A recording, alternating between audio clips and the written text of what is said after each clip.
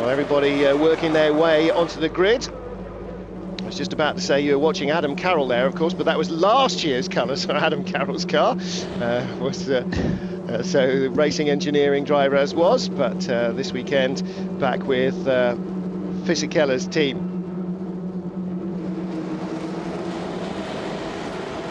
Looking for 5 red lights. On they go, revs rise, clutches at biting point, away they go, and a wheel spinning start from Andy Zuber, and a huge contact. Timo Glock on pole and Andy Zuber second on the grid. Yellow flags wave, we've got 2 stallers as well. This is going to be a safety car, if not a red flag. The front row men take themselves out of the race and almost without question out of any points opportunities for the weekend, unless we have a red flag and a complete restart, and even then they will not be allowed to restart from the front of the grid, if at all. Rushing down to the Adelaide hairpin, our race leader is Bruno Senna from Lucas de Grassi. Adrian Zaug stuck there in the middle. Oh, that's Ammermuller, in fact. He's pulled himself up a couple of positions in front of Adrian Zaug. Oh, and another one. We are going to see a red flag, and that is a huge accident. That's Javier Villa, I think.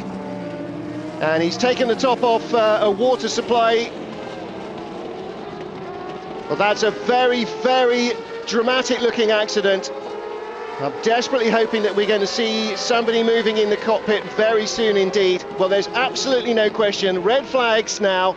They're not going to be able to get... Oh, my goodness, he's out. It's Michel Ammermuller.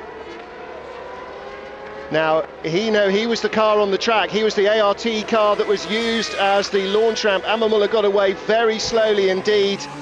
Well, Glock and Zuber might be feeling upset now, but as soon as they become aware of what's gone on further round the track, that will all be as nothing, because the real question mark is what has happened to which of the 2 racing engineering cars. I'm waiting to see if Javier Villa comes across the line.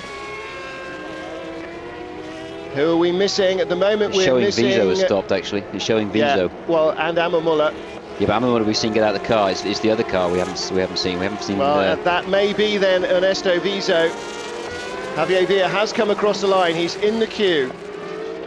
You see here, Zuber's lined up, pointing straight at Glock. Zuber gets away better. Glock moves across. I mean, 6 of one and half a dozen of the other. But either way, you don't do that with your teammate, do you? Both of them, as if their heads banging together for that. Both of them, absolutely incredible stupidity. There's no way anything could have happened here other than bad.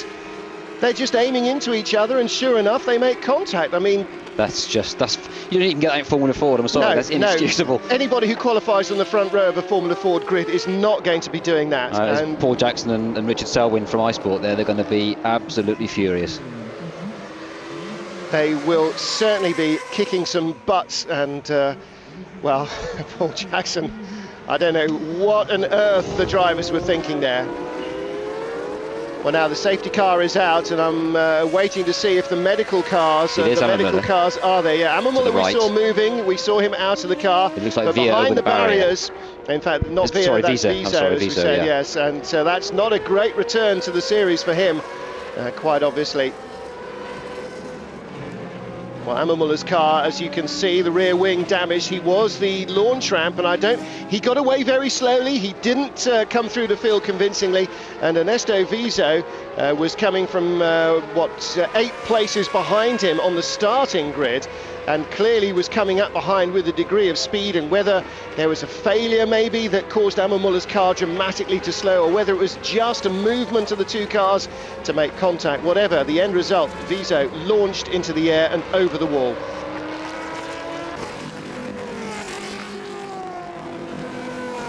So dramatic accident moments ago as Ernesto Viso barrel rolled over the wall, over the top of Michel Ammermuller's car, and seems to have, well, I'm not going to even guess at what the situation is with the driver until we hear something, but the safety car is out here at Magny Cours, and trouble in the pit lane as well. So the return to racing after Monaco has taken a while. They've already had their mid-season test at Paul Ricard last week, and everybody was really looking forward to getting back to racing.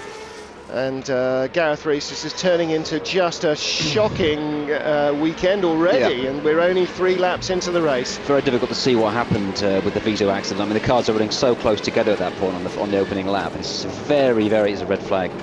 It's a very, very fast part of the circuit, and you know, it just only takes a little contact. There's so much energy released when 2 cars touch at that speed. And unfortunately, in open wheel racing, that's what happens. Now then, I don't know exactly what the deal is, whether we're going to see the race restarted. The cars will be brought to a halt on the grid, led by 2 drivers who have not stopped. Kehoe Hirate, in fact, he has come into the pits now, so that was mistiming by the team. And Karen Chundok, he is the first man in the queue behind the safety car.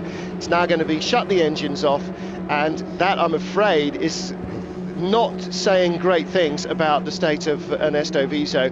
Hopefully, with the medical crews there, and of course this is a Formula 1 circuit, so Sid Watkins and all the world's best medical attention is going to be invested in him. So before we get too carried away, I think what the reason why they stopped the race really is because of that exact reason. Sid Watkins and all the other people are busy attending Viso, and really they can't. They really don't need cars circulating. They have to focus on that, slowly. exactly. And if there is another accident, they just can't cope with 2 big accidents, so they stop the racing, look after Viso, and then once they're happy, stabilised, then they can let the racing start.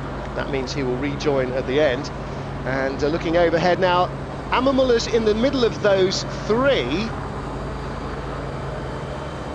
Okay, I'm possibly he splits to go to the right. There's a hole in front of Viso, and then Amamula comes back in to close the gap a little, and maybe it was because Amamula's, this is from the PK Sport car, Amamula's wing was down on the, I mean, there's no room really there for 3 cars to go alongside each other, so Viso appears to be carrying more speed than the 2 in front. You don't lift, you're a racing driver, you don't lift, you look for the gap and go for it, and unfortunately, as he got there, the gap closed.